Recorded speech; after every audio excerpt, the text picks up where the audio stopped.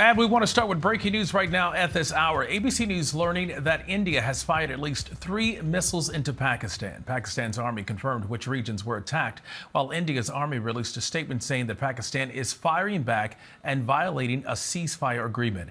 ABC News foreign correspondent Tom Soufi-Burge and ABC News State Department reporter Shannon Kingston are following this story for us. Gentlemen, good to see you, and also our friend there. Tom, what are we learning about the attack at this hour? We are getting word of some casualties?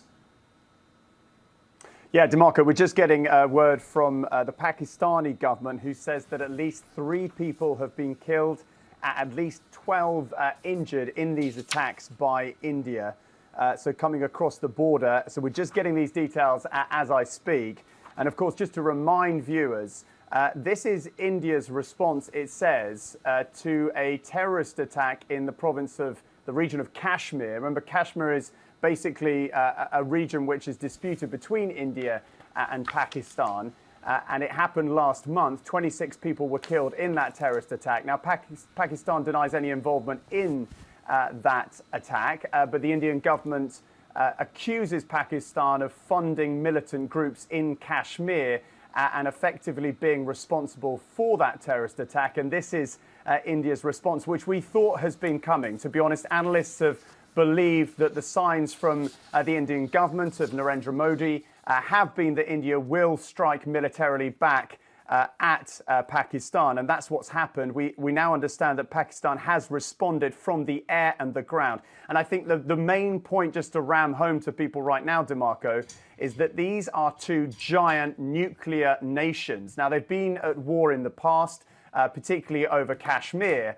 But India and Pakistan have been, coming out with pretty fiery rhetoric within the last few days since this terrorist attack in Indian-administered Kashmir, which India blames on Pakistan, but Pakistan once again says it had no involvement at all. But this is a very, very dangerous situation. We have seen these 2 nations go to war in the past, but at the moment this is developing right now, and there seems to be a tit-for-tat across the border between India and Pakistan. Once again, 2 giant nuclear-armed nations. And gentlemen and lady, I should say. All right, Tom, thank you very much. Shannon, there have been long-standing tensions between India and Pakistan, specifically over the disputed region of Kashmir. What are the biggest concerns now that the countries are exchanging fire? Well, the concern right now here at the State Department is that this volley that we're seeing exchanged right now, that this is just the beginning. Now, ever since that terror attack, the officials in this building, the Secretary of State Marco Rubio, they've been working the phones, talking to officials in both countries, trying to get the Pakistani government to come out and denounce the terror attacks, and trying to at least control the response from India. But in recent days, yes, it has been the expectation that there would be some kind of military action against Pakistan. So we do know that officials right now, they're still trying to get in contact, trying to get a read of the situation, and also try to control what happens these next steps. But of course, Secretary of State Marco Rubio recently became the interim national security advisor, so he is spread thin here as this conflict continues to develop. And yes, as Tom stressed, these are 2 nuclear powers, so it is very difficult to overstate just how chaotic, catastrophic a direct head-to-head war between the 2 countries could become.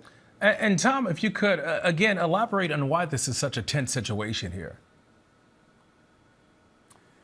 Well, I mean, we know that the 2 nations have gone to war over Kashmir in the past. I mean, I think, there is a history of alleged links between militant groups, Islamist militant groups operating in Kashmir and the Pakistani security services. Now, the Pakistani government denies that, but what people should also realize is, you have a Hindu nationalist government in power, the BJP party, that is Narendra Modi's party. I mean, he's been in power for many years, but, the Hindu nationalist movement in India has become more and more prominent. I mean, gone are the days of the Congress party, Mahatma Gandhi's legacy.